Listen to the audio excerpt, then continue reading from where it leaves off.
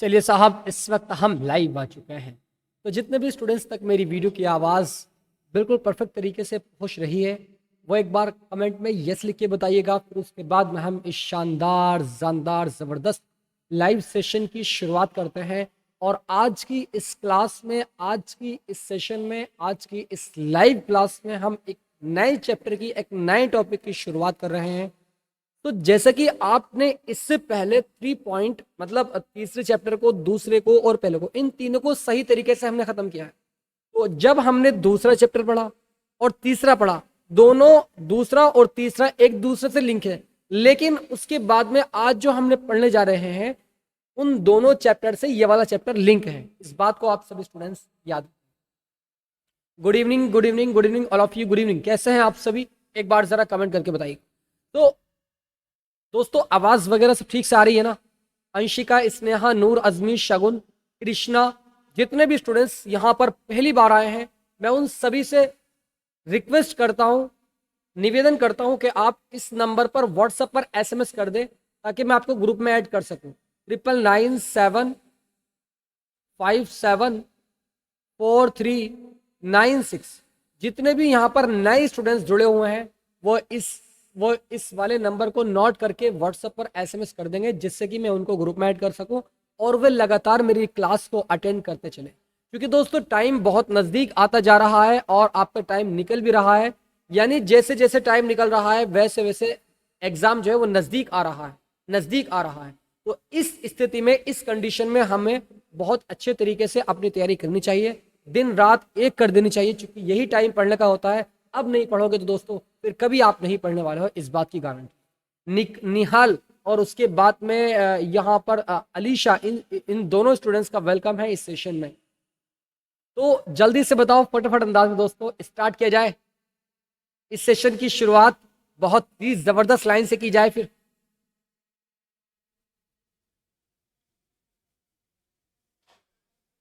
Yes sir.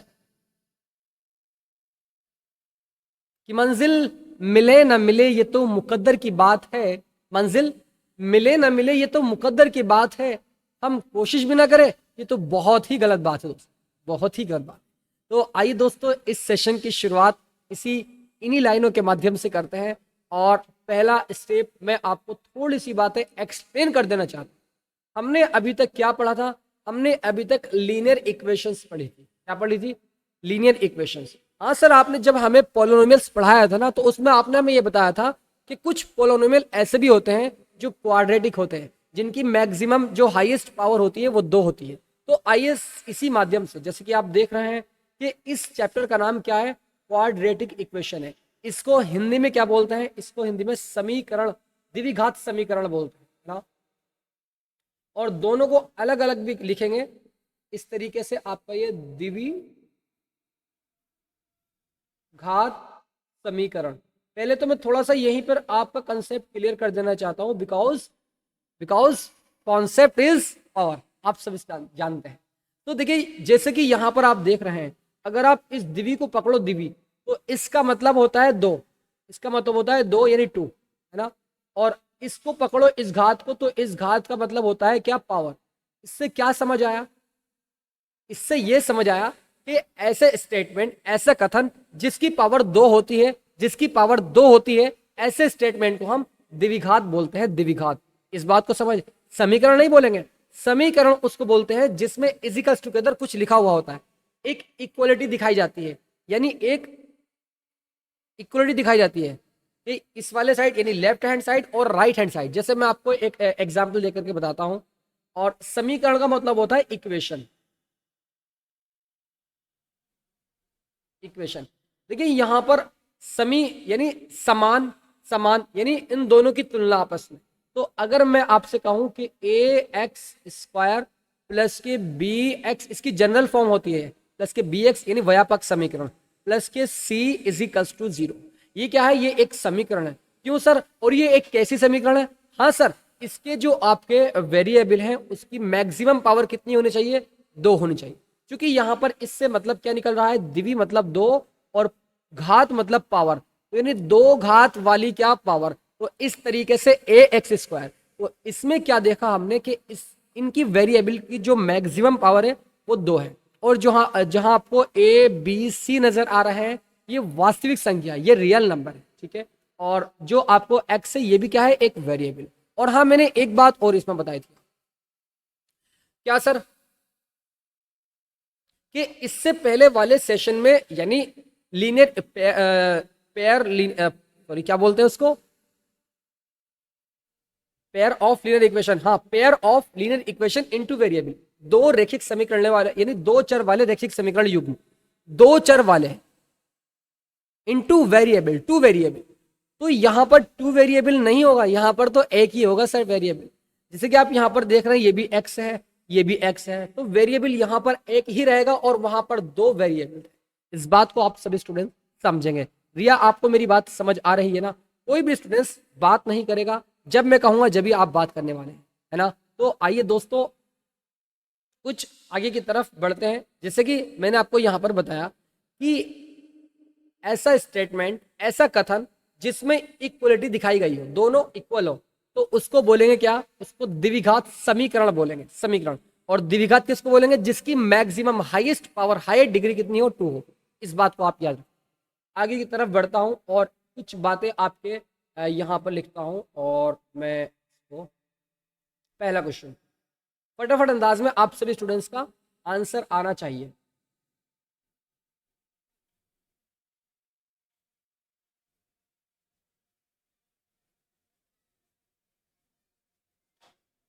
बताइए कि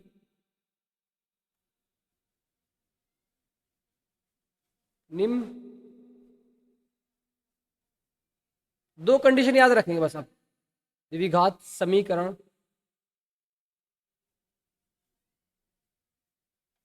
है या नहीं है या नहीं है, इस बात को आप समझेंगे। और मैं थोड़ा सा इसको क्लियर कर देना चाहता हूं आप सभी स्टूडेंट्स के सामने, ठीक है। तो जैसे कि आप यहां पर देख रहे हैं, क्या पहले मैं अगर यहां पर लिखता हूं इस तरीके से, एक्स स्क्वायर प्लस के 3x और प्लस के 2 और इजिकल्स टू 0, इसमें दो कंडीशन आप याद रखेंगे, दो कंडीशन। एक तो आपका इक्वल का निशान नजर आ रहा हो, इक्वल का एक कंडीशन। दूसरी कंडीशन क्या है? दूसरी कंडीशन इसकी यानी इस वेरिएबल की जो मैक्सिमम पावर है वो 2 है या नहीं है। और अगर है और इक्वल का निशान भी है तो इसका मतलब ये क्वाड्रेटिक इक्वेशन,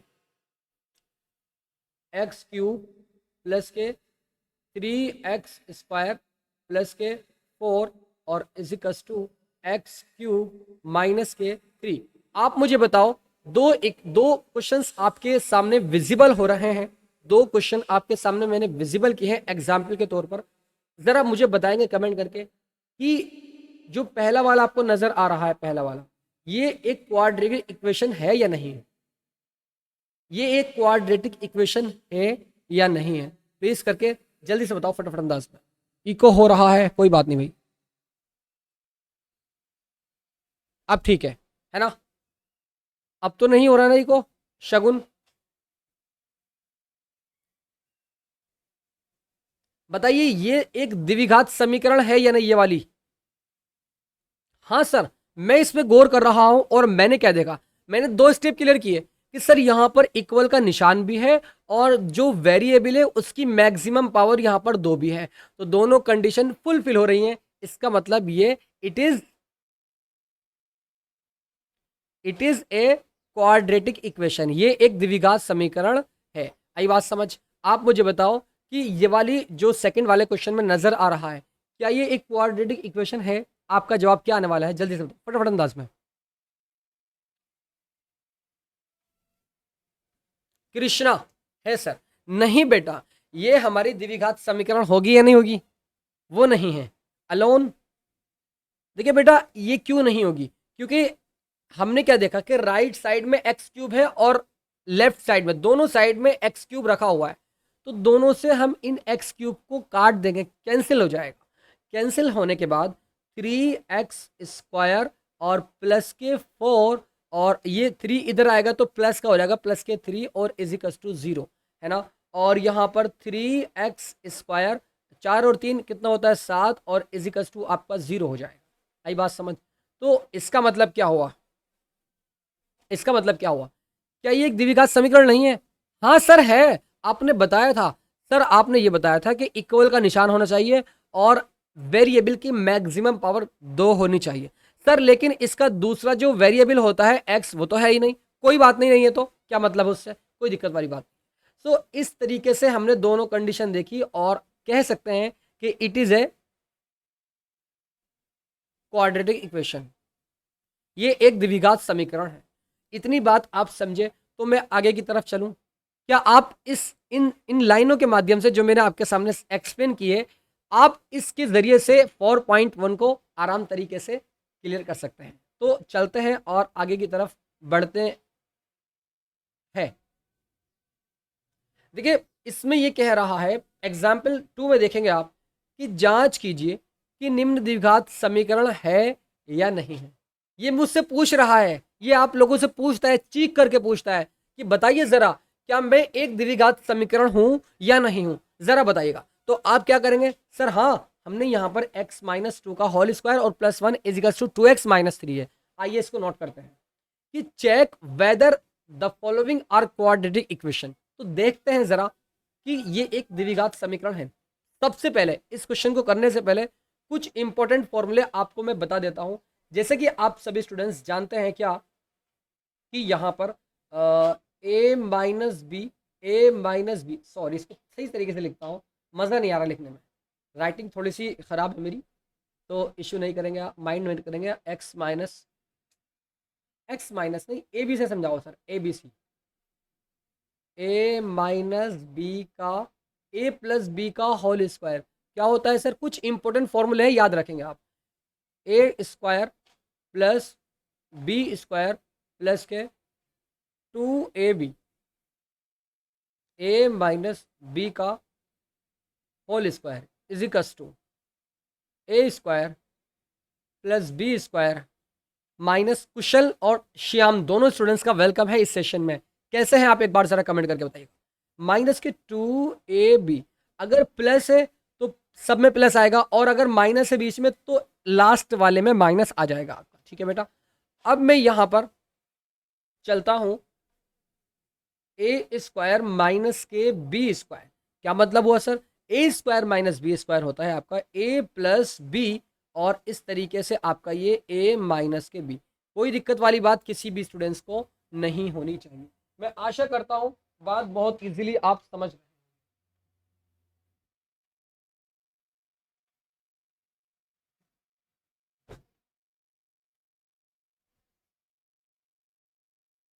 आई होप आप अच्छे तरीके से बातों को समझ रहे होंगे।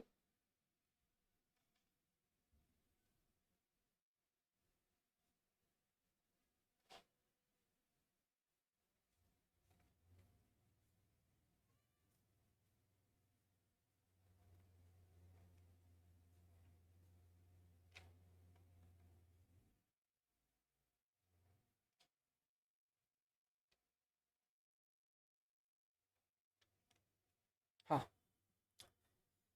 और उसके बाद में एक फॉर्मूला आपका होता है उमंग। वेलकम आपका इस सेशन में। कैसे हैं आप, एक बार जरा कमेंट कर बताओ। तो ए माइनस बी का होल क्यूब, a-b का होल क्यूब माइनस के B cube, a cube minus के बी क्यूब माइनस के 3ab माइनस के 3ab a-b। यही तो होता है ना इसका? जल्दी से बताओ फटाफट अंदाज में। उमंग, शोभित, कृष्णा, इसका यही तो होता है a-b का whole cube, a cube minus b cube minus 3ab a-b। ठीक है बेटा, अगर मैं यहां पर प्लस कर दूं a प्लस के b का होल क्यूब, सर अब प्लस आ जाएंगे बस। फर्क इतना सा है कि a क्यूब प्लस के b क्यूब और प्लस के 3ab और a+b, क्यों है ना, इतना आ जाएगा। और अगर मैं आपसे कहूं a क्यूब प्लस के b क्यूब, बहुत सारे स्टूडेंट्स कंफ्यूज होते हैं इसमें, a cube plus b cube, इसको मैं लिख सकता हूं क्या कि ये हमारा हो जाएगा a² plus b² a² plus b square plus के ए बी प्लस के ए बी और ए माइनस बी प्लस के ए बी और इस तरीके से ए माइनस बी आपका यहां पर आ जाएगा। यही तो होता है ना। जरा सभी स्टूडेंट्स कमेंट करके बताओ, a square plus b square plus a b और ए माइनस बी, यही होता है सर। और अगर मैं आपसे कहूं ए cube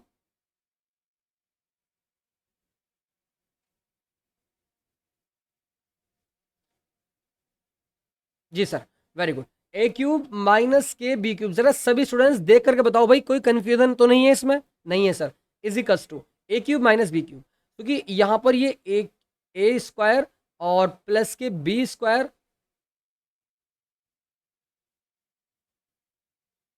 A minus b, a square plus के बी स्क्वायर,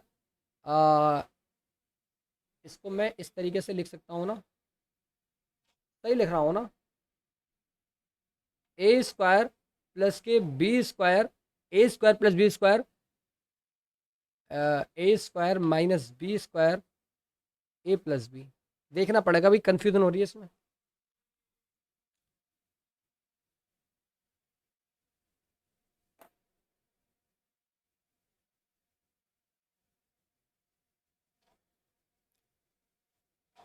इसमें तो इस वाले जो फॉर्मूले होते हैं ये वाले, इसमें कंफ्यूजन हो जाते हैं।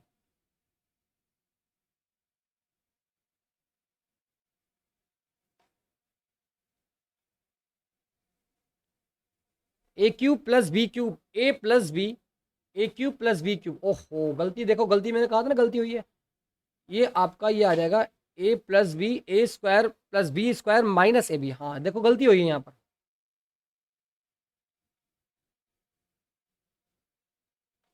सब यस यस बोल रहे हैं, ये नहीं पता इनको कि मैं गलत कर रहा हूँ। कैसे स्टूडेंट है भाई आप, ऐसे काम नहीं चलेगा।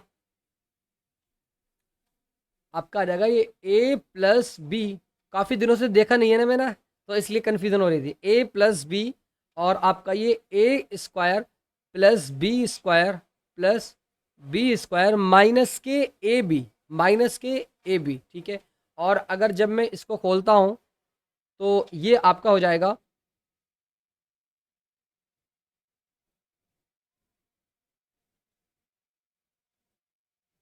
एक ए माइनस बी, ये आपका चूंकि ए माइनस बी है तो ए माइनस बी ब्रेकेट में, अगर प्लस है तो ए प्लस बी, माइनस है तो ए माइनस बी, और ब्रेकेट में आपका क्या आ जाएगा a square, a square plus b square plus के ए बी, इसमें सब में प्लस में आएगा, इस बात को आप सभी स्टूडेंट्स याद रखें। तो इन सारे फॉर्मूले के जो आपके स्क्रीन पर विजिबल हैं इनको आप इजीली याद कर सकते हैं, ठीक है बेटा। मैं आशा करता हूँ बात बहुत इजीली आप सभी स्टूडेंट्स के क्लियर हो चुकी होगी। अब मैं चलता हूँ अपने क्वेश्चन की ओर और देखता हूँ ज़रा इस वाले क्वेश्चन को सॉल्व करता हूँ। पहले वाले क्वेश्चन को चेक करता हूँ कि यह एक क्वाड्रेटिक इक्वेशन है या नहीं है। x माइनस टू का होल स्क्वायर, पहला क्वेश्चन मैं कर रहा हूँ सॉल्व यहाँ पर, और प्लस के 1 इजिकल्स टू 2x माइनस के 3। तो ये आपका चूंकि a माइनस बी का होल स्क्वायर, इसको आप a मानो और इसको आप b मानो, तो ये हो जाएगा आपका x स्क्वायर प्लस के 2 का स्क्वायर 4 होता है माइनस के 2ab, 2 कहाँ है ये रहा 2, और a ये रहा और b ये रहा, तो 2 टू द 4 4x हो जाएगा माइनस के 4x, नहीं है बात समझ। और प्लस के 1 इजिकल्स टू आपका 2x माइनस के 3 आपका यहाँ पर ये आ जाएगा। तो 2x को उधर लेकर आऊँगा तो ये माइनस का हो जाएगा, और 3 को इधर लेकर आऊँगा, या फिर एक काम करता हूँ 4 को उधर लेकर आता हूँ, एक्स स्क्वायर 2x इधर आएगा तो माइनस के 4x और माइनस के 2x इजिकल्स टू माइनस के 3, 4 और 1 5 उधर जाएगा माइनस का हो जाएगा माइनस के 5, ठीक है। तो आपका एक्स स्क्वायर 4x और 2x कितना हो जाएगा माइनस के 6x और इजिकल्स टू 5 और 3 8 माइनस के 8 आपका यहाँ पर आ जाएगा। तो क्या ये एक द्विघात समीकरण है? हाँ सर है। कैसे सर? क्योंकि इसमें दो कंडीशन मैंने आपको बताई है कि आपका इजिकल्स टू का निशान होना चाहिए और वेरिएबल की हाईएस्ट पावर सिर्फ 2 होनी चाहिए, और अगर 3 होती है और अगर 1 होती है तो फिर ये क्वाड्रेटिक इक्वेशन नहीं होगी। इस बात को आप सभी स्टूडेंट्स याद रखेंगे। So it is a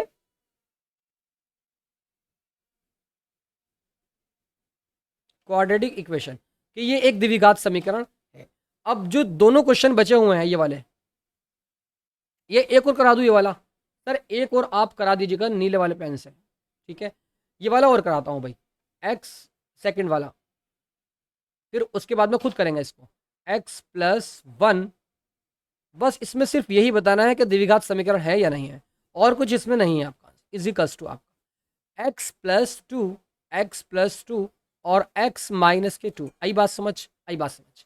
x की अंदर मल्टीप्लाई कराऊंगा तो एक्स स्क्वायर हो जाएगा, एक्स की इस वन में कराऊंगा तो प्लस के एक्स आ जाएगा, और प्लस के आपके 8 और इजिकल्स टू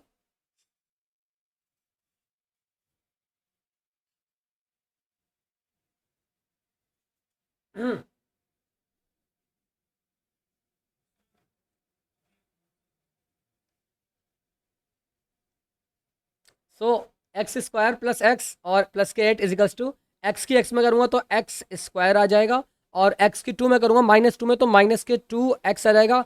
इस टू की इस पूरे ब्रैकेट में भी करेंगे, जैसे हमने इस एक्स की इस पूरे में करी, इस टू की भी हमें करनी पड़ेगी इसमें, आप सभी स्टूडेंट्स याद रखेंगे इसमें, ठीक है। तो टू एक्स हो जाएगा एक्स स्क्वायर और माइनस के टू एक्स, इस टू की करेंगे एक्स में तो प्लस के टू एक्स, और इस टू की, सर एक कैसी बात करते हैं आप, कैसी बात करते हैं सर आप फॉर्मूला का यूज़ कीजिए ना। यहाँ पर एक फॉर्मूला बन रहा है, ए प्लस बी ए माइनस बी। अभी बताया आपको मैंने क्या होता है, ए plus b A minus b, a square minus B square, तो वही करते हैं हम, ए स्क्वायर माइनस बी स्क्वायर, यानी एक्स स्क्वायर माइनस के दो का स्क्वायर। आप जानते नहीं क्या? जानते हैं सर, हम जानते हैं। इस वाले एक्स स्क्वायर से ये वाला एक्स स्क्वायर कैंसिल, चूंकि दोनों इक्वल रखे हुए हैं और दोनों पॉजिटिव में है। बिल्कुल ठीक है सर। अब यहाँ पर आपका एक्स प्लस 8 और इजिकल्स टू माइनस के 4, ये आपका आ जाएगा, इधर आएगा तो प्लस का हो जाएगा, यानी एक्स और इधर आकर के प्लस का, यानी 12 एक्स प्लस के 12 इजिकल्स टू 0। तो क्या ये एक क्वाड्रेटिक इक्वेशन है?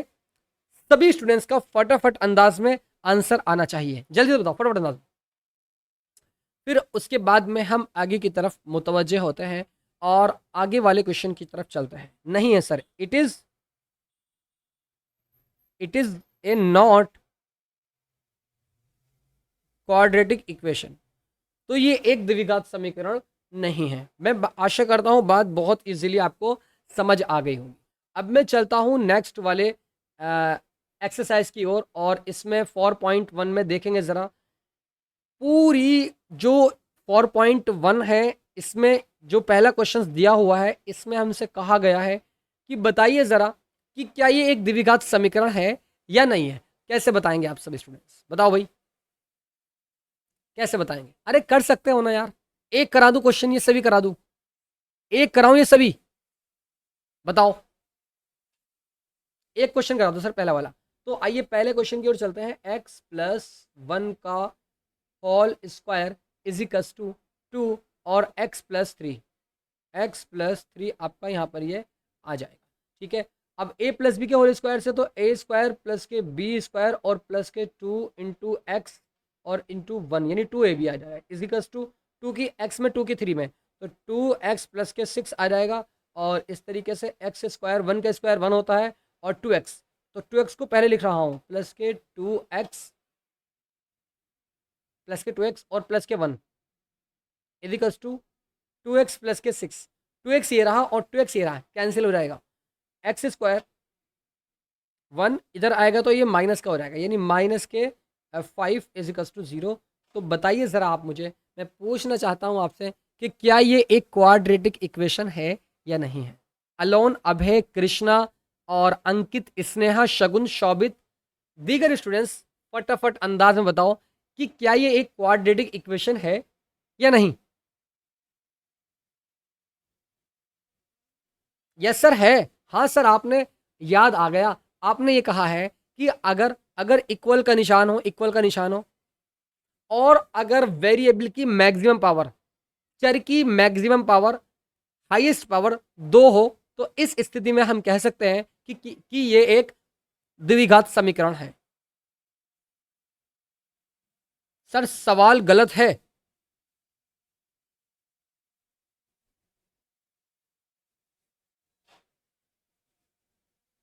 लो भाई, अगर सवाल गलत है तो लो भाई ये सही हो गया, 6 इधर आएगा तो माइनस का, तो +1 को, हाँ सही तो है भाई यार, कहाँ गलत है। x+7, बेटा 7 कैसे हो जाएगा, 7 कैसे होगा यार। आप इस 6 को जब इधर लेकर आएंगे तो ये माइनस का ना हो जाएगा। बताओ बेटा, x² प्लस के 2x और प्लस के 1 और इजिकल्स टू 2x प्लस के 6, इस 2x से 2x cancel, x² plus 1 इजिकल्स to 6, इस 1 को उधर लेकर जाओ तो माइनस का हो जाएगा। x² equals to 6 minus 1, x² equals to 5 और x इजिकल्स टू, इसको इधर लेकर आओ अब तो ये माइनस का ना हो जाएगा, इजिकल्स टू 0। कैसी बात करते हैं आप, x-3 है, अच्छा x-3 है, x-3 है, तो देखते हैं भाई,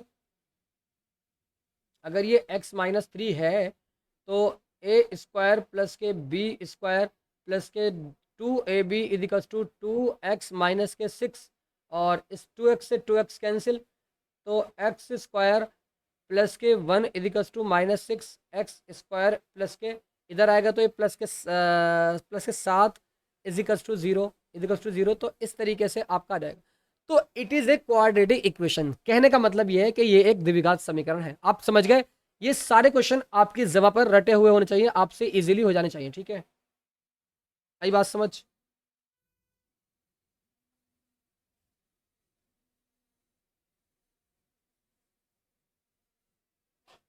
आई बात समझ। सो कोई बात नहीं, कभी कभी गलती भी हो जाती है, तो प्लीज़ करके कंसंट्रेशन जमाए रखेंगे ना तो गलती को पकड़ पाओगे बेटा। तो अब चलते हैं नेक्स्ट क्वेश्चन की और जिसका आपको इंतज़ार था, इस क्वेश्चन का बहुत ही इंपॉर्टेंट क्वेश्चन है। सबसे पहला मैं पढ़ने की कोशिश करता हूं कि निम्न स्थितियों को द्विघात समीकरणों के रूप में निरूपित कीजिएगा। निम्न समीकरणों को द्विघात समीकरण के रूप में निरूपित कीजिएगा। इसको क्या करना है, निरूपित करना है। सिर्फ एक क्वाड्रेटिक इक्वेशन बनानी है, इसमें आगे सॉल्व कुछ नहीं करना है, सिर्फ इसमें एक क्वाड्रेटिक इक्वेशन बनानी है। कैसे बनाएंगे, आसान है सर। सबसे पहला स्टेप, आप इस वाले क्वेश्चन को जब पढ़ेंगे इसमें ये देखेंगे कि एक आयताकार भूखंड, यानी represent the following situations in the form of quadratic equation. पहले तो आप ये बताएंगे कि सिर्फ इसको हमें रिप्रेजेंट करना है एक क्वाड्रेटिक इक्वेशन के रूप में, ठीक है सर। पढ़ते हैं, the area of a rectangular plot is 528 metre square. एक प्लॉट है जिसका जो क्षेत्रफल है वो 528 मीटर स्क्वायर है। The length of the plot in metres is 1 more than twice its breadth. वो ये कह रहा है कि क्षेत्र की लंबाई जो है, क्षेत्र की जो लंबाई है, उस एरिया की जो लेंथ है वो चौड़ाई से, यानी उसकी ब्रेथ से, उसकी वर्थ से वो दुगने से एक अधिक है, दुगने से एक अधिक है। हमें भूखंड की लंबाई और चौड़ाई ज्ञात करनी है, उसकी लेंथ और उसकी ब्रेथ ज्ञात करनी है। तो सबसे पहला स्टेप मान लेते हैं कि ये रहा आपका एक भूखंड, और जिसको आप प्लॉट भी कहते हैं। इस तरीके का आपका प्लॉट है एक, ठीक है। ये प्लॉट शोभित के नाम, ये प्लेट शोभित के नाम भाई। देखिए इसमें हमें मानना पड़ेगा कि माना भूखंड की चौड़ाई, let worth breadth, let breadth, BREADTH, breadth is equals to length of breath.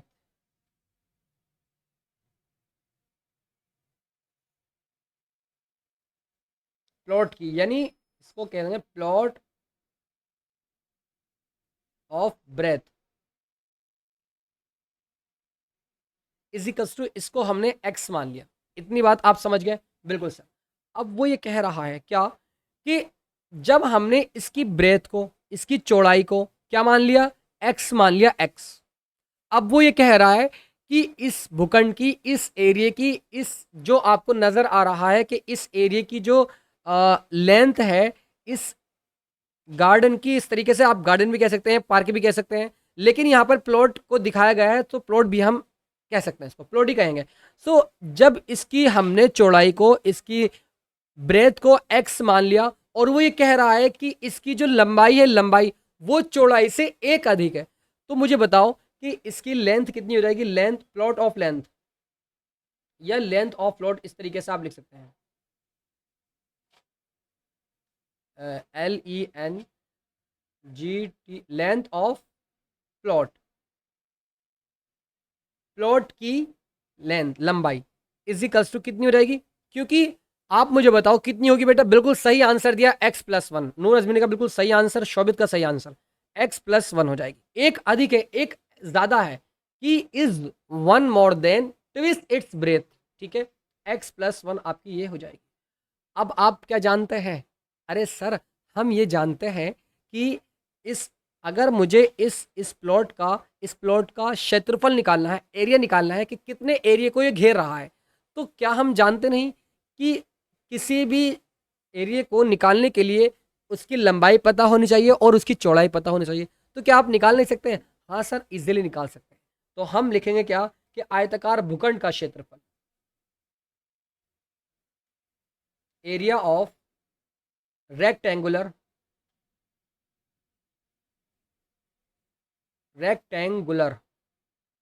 Area of rectangular plot is equals to LENG, length into breath.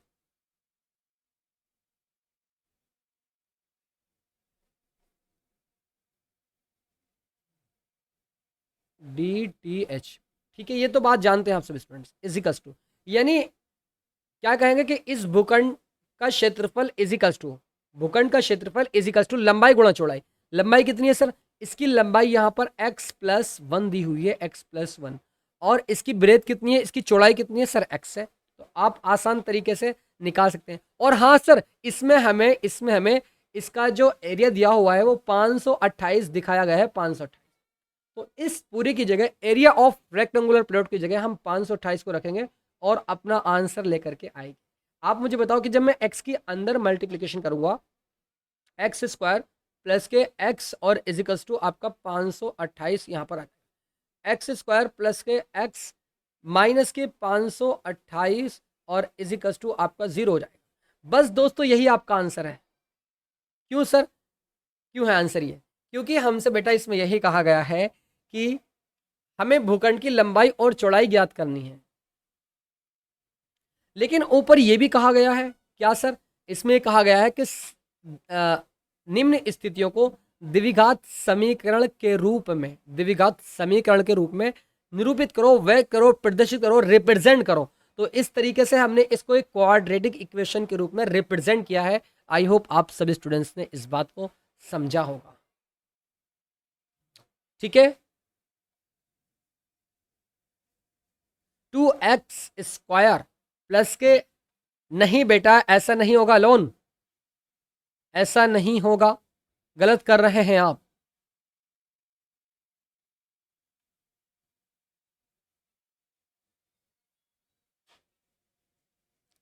Sir ये गलत है। कृष्णा कहाँ गलत है भाई, मुझे बताओ आप। 2x² होगा बेटा, 2x² कैसे हो जाएगा? कैसी बात करते हैं आप? 2x² कैसे हो जाएगा? ओहो, यहां पर किसी की पिटाई करनी पड़ेगी। किसी ने ये कहा था, अभी मुझसे ये कहा था किसी ने, मैं जरा देखता हूँ किसी की। हाँ, कृष्णा ये कह रहा है, देखो कृष्णा ने और शोभित ने और नूर अजमी ने, क्षेत्र की लंबाई चौड़ाई के दुगने से। ओहो, मिस्टेक कर गए बेटा आप। नूर अजमी, शोभित, आपके कहने पर मैंने इस तरीके से क्वेश्चन सॉल्व किया, ध्यान नहीं दिया। वो ये कह रहा है कि ट्विस यानी दुगने से, इट्स ब्रेथ के दुगने से एक अधिक है, is one more than twice its breath. इसका मतलब इसके दुगने से, जो आपका चौड़ाई है, ब्रेथ है, इसका दुगने से, इसके ट्विस्ट से, तो इस तरीके से दुगने से एक अधिक है। अब ये क्वेश्चन सही होगा। आपके कहने पर मैंने बात मानी और मैंने गलत कर लिया है, कोई बात नहीं, सही करते हैं इसको भाई। मैंने तो ध्यान ही नहीं दिया इस पर। मैंने तो इस पे ध्यान ही नहीं दिया भाई।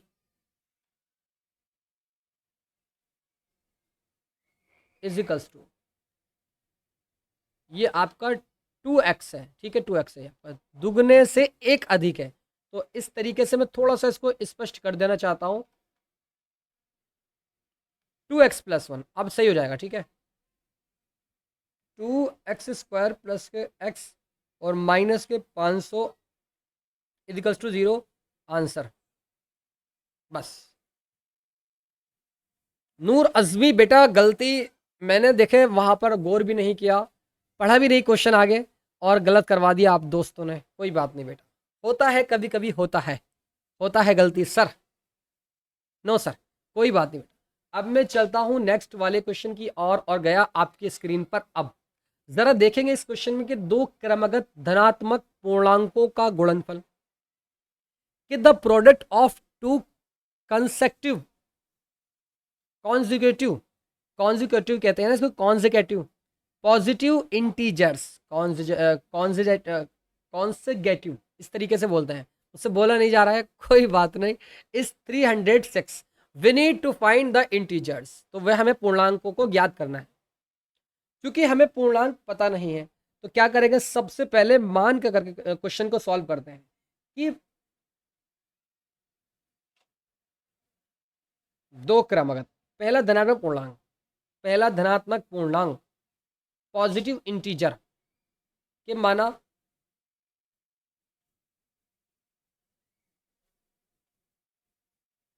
First positive integer, positive integer आप लिखेंगे हिंदी वाले कि पहला धनात्मक पूर्णांक को हम मान लेते हैं क्या, x मान लेते हैं इसको x, ठीक है।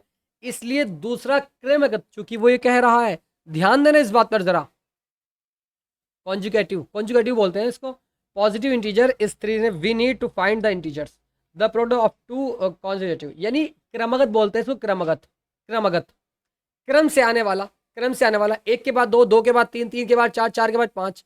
तो हमने यहां पर x माना, तो दूसरे को क्या मानेंगे, इसके बाद क्या आएगा, x+1 आएगा या नहीं आएगा, बताओ भाई। तो आप यहां पर लिखेंगे क्या, कि दूसरा क्रमगत धनात्मक पूर्णांक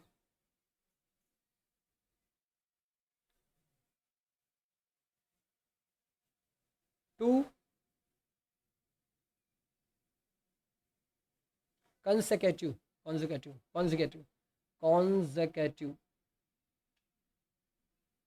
इंटीजर, पॉजिटिव इंटीजर,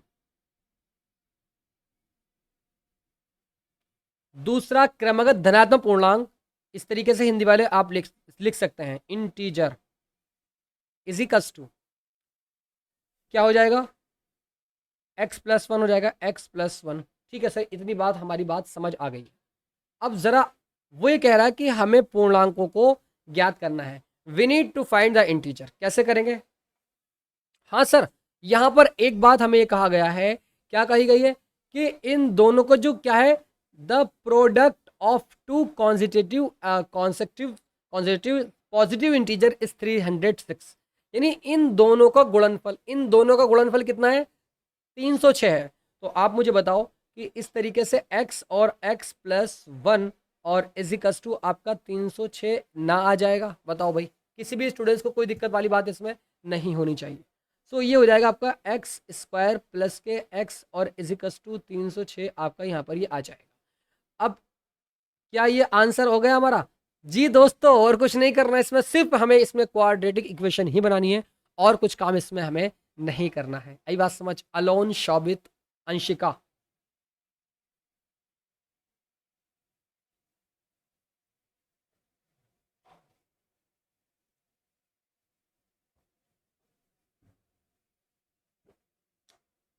मुझको जालिम का तरफदार नहीं लिख सकते वो, कम से कम वो मुझे लाचार नहीं लिख सकते, जहां हथेली पे लिए बोल रहा हूं सच, उसको इस देश के अखबार नहीं लिख सकते, उसको इस देश के अखबार नहीं लिख सकते हैं। तो अगले क्वेश्चन की ओर बढ़ते हैं और देखते हैं जरा इसमें क्या कहता है, जरा देखते हैं कि Rohan Rohan's mother is 26 year older than him. कह रहा है कि रोहन की माँ उससे 26 वर्ष बड़ी है। रोहन की माँ उससे 26 वर्ष बड़ी है, लेकिन पता नहीं हमें रोहन कितने साल का है, ये नहीं पता हमें, ये हमें नहीं पता। Let age of present age of Rohan.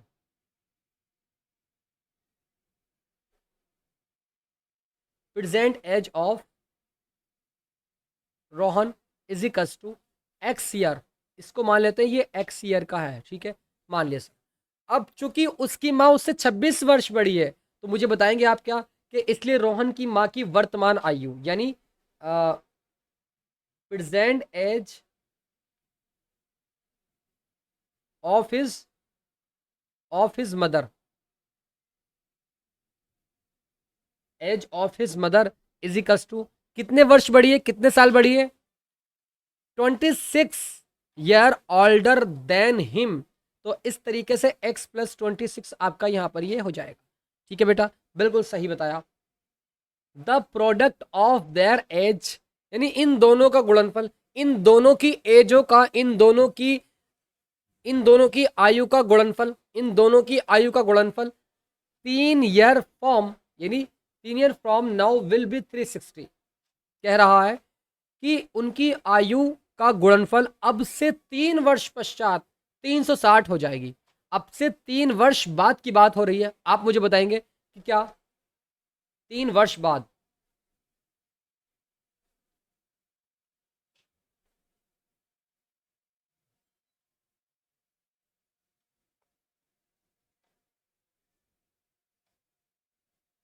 Three years ago, 3 साल बाद age of Rohan, age of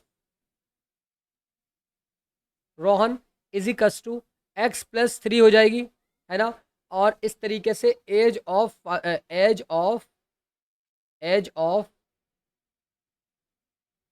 him mother, his mother,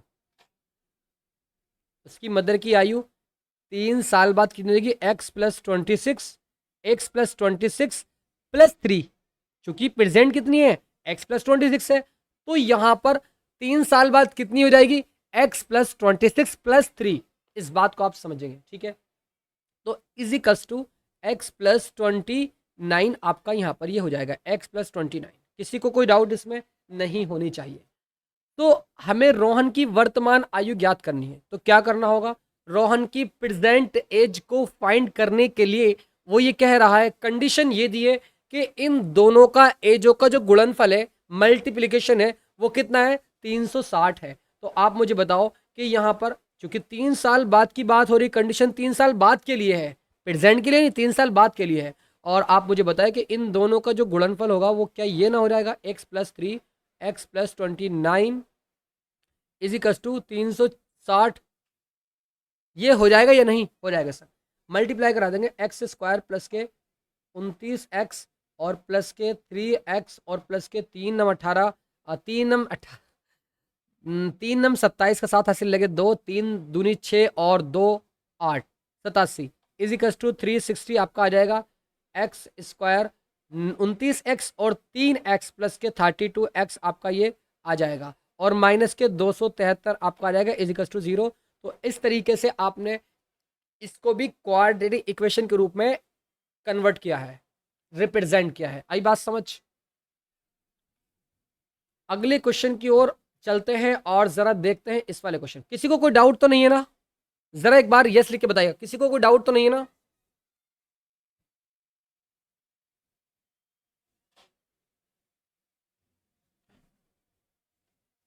है सर, अंशिका को डाउट है भाई।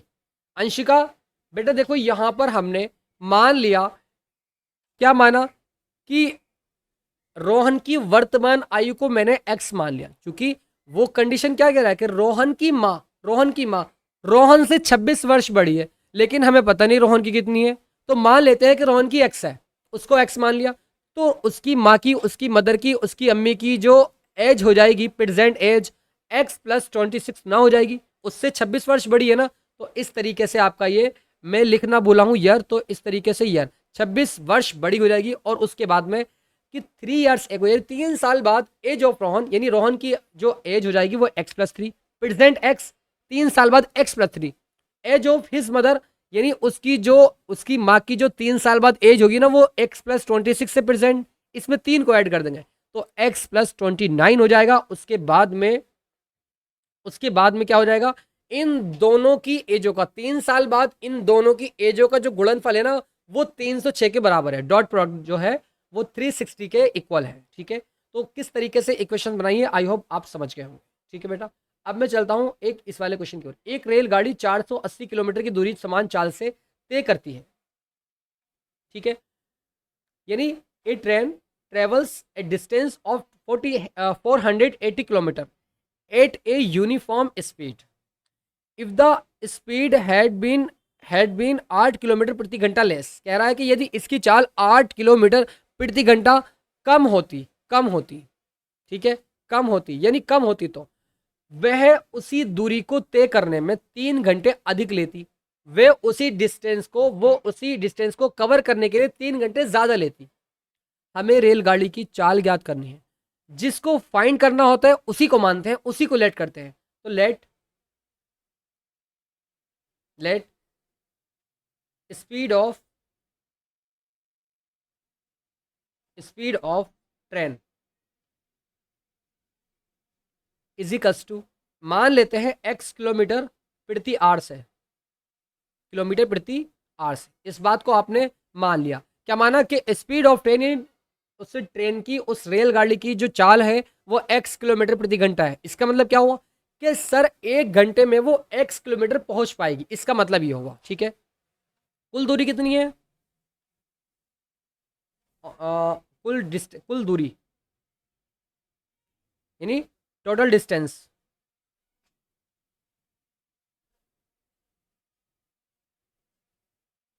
इजिकल्स टू कितनी है, 480 किलोमीटर है। जैसे कि आप देख रहे हैं कि एक रेलगाड़ी 480, ठीक है।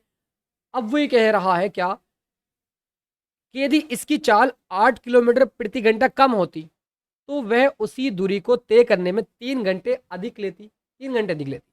क्या कि then it would have taken 3 hours more to cover the same distance, we need to find the speed of the train, कि वो उसी दूरी को पूरा करने में 3 घंटे कम समय लेती। ठीक है, तो यहां पर हम जानते क्या है, हम जानते हैं सर कि time is equals to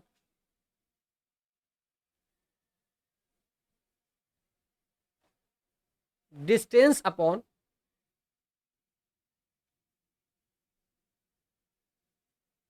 speed.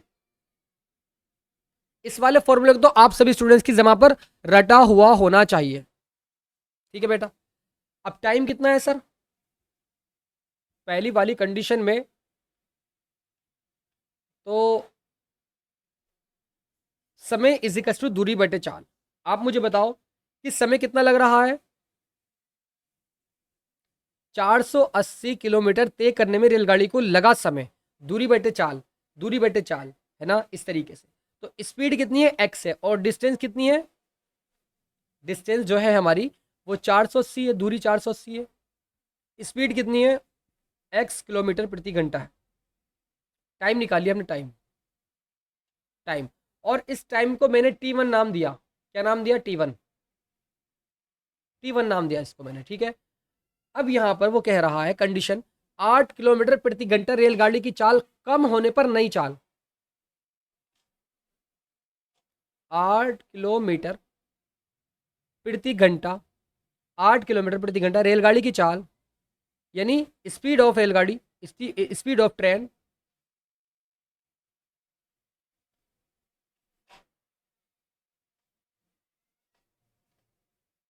Speed of train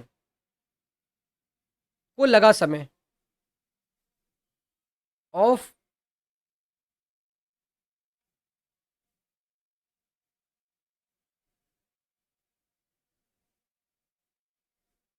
यानी इसको लिखेंगे 8 किलोमीटर रेलगाड़ी की चाल कम होने पर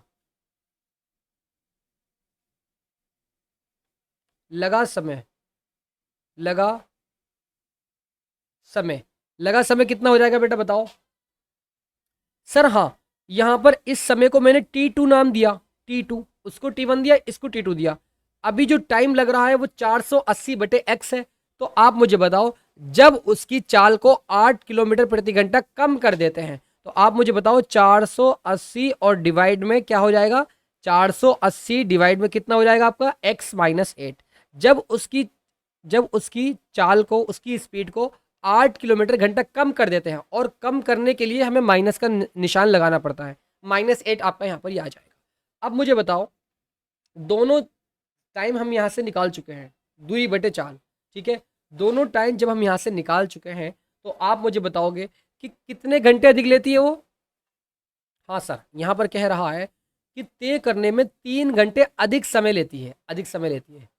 तो चूंकि यहाँ पर आप मुझे बताएंगे क्या कि T1 प्लस T2 और इजिकल्स टू आपका कितना हो जाएगा यहाँ पर। नहीं सर, ये नहीं आएगा। अब मैं फाइनली इसकी इक्वेशन बनाता हूँ। 480/x इजिकल्स टू 480/x, यानी वो ये कहना चाह रहा है कि अगर इसकी चाल 8 किलोमीटर प्रति घंटा कम होती, तो इसको इसी दूरी को तय करने में 3 घंटे अधिक लेता। किसको, किस दूरी को, यहां पर जैसे कि मैं आपको दिखा रहा हूं, 480/x, सॉरी यहां पर मिस्टेक हुई है, 480/x-8। अगर ये 8 घंटे कम लेती, 8 घंटे कम लेती, समय है ना यो, कि अगर ये रेलगाड़ी इस दूरी को तय करने में 8 घंटे कम लेती, तो ये इसी दूरी को तय करने में अगर 8 घंटे कम लेती, तो क्या होता है इसका मतलब कि यदि इसकी चाल को 8 किलोमीटर कम होती, तो वह उसी दूरी को तय करने में, किस दूरी को, इस दूरी को, 480 जो दूरी है, इस दूरी को 3 घंटे अधिक लेती, 3 घंटे अधिक, तो 480/x 3 घंटे अधिक लेती। क्या मतलब हुआ कि अगर 8 किलोमीटर प्रति घंटा कम होती, यानी -8, तो ये इसी समय, यानी इसी दूरी को क्या होता, 3 घंटे अधिक लेती इसमें। तो प्लस के 3 कर दिया, आपका यहां से आंसर निकल कर आएगा, ठीक है। 480/x -8 और माइनस के ये इधर लेकर आएंगे तो माइनस का हो जाएगा, 480/x और इजिकल्स टू आपका 3 आ जाएगा। और यहां से आप 480 ऊपर से कॉमन ले लीजिएगा, तो 1/x -8 आपका आ जाएगा, और माइनस के 1/x आपका यहाँ पर ये आ जाएगा। इजिकल्स टू आपका कितना है यहाँ पर 3 है। इसको आप सॉल्व करोगे ना, तो फाइनली मैं इसको यहाँ पर लिख रहा हूँ क्या, x² आपकी इक्वेशंस आ जाएगी x² -8x और -1280 और इजिकल्स टू 0। बस चूंकि दोस्तों ये स्टेप आपका महंगा था, थोड़ा सा ये स्टेप थोड़ा सा कॉस्टली था, आपको समझाने में दिक्कत हो रही थी, आपको उस चीज को लेने में दिक्कत हो रही थी, चूंकि आपके पास इतने पैसे नहीं थे। अब पैसे आ गए तो आपने उस चीज को भी समझ लिया है, ठीक है। क्योंकि देखिए, मैं फिर दोबारा से समझा देना चाहता हूं कि if the speed had been 8 kilometre प्रति घंटा लेस, कम लेती 8 किलोमीटर प्रति घंटा, ठीक है। किसी भी स्टूडेंट को कोई दिक्कत वाली बात इसमें। सोमिया की तो तुखाराम से पिटाई होगी, तुखाराम से। तो बेटा इस बात को समझ गए ना आप, मेरी बात को जो मैं समझाना चाह रहा हूं आपको, कि अगर वो यहां पर 8 किलोमीटर कम उसकी चाल होती, चाल 8 किलोमीटर कम होती, तो यह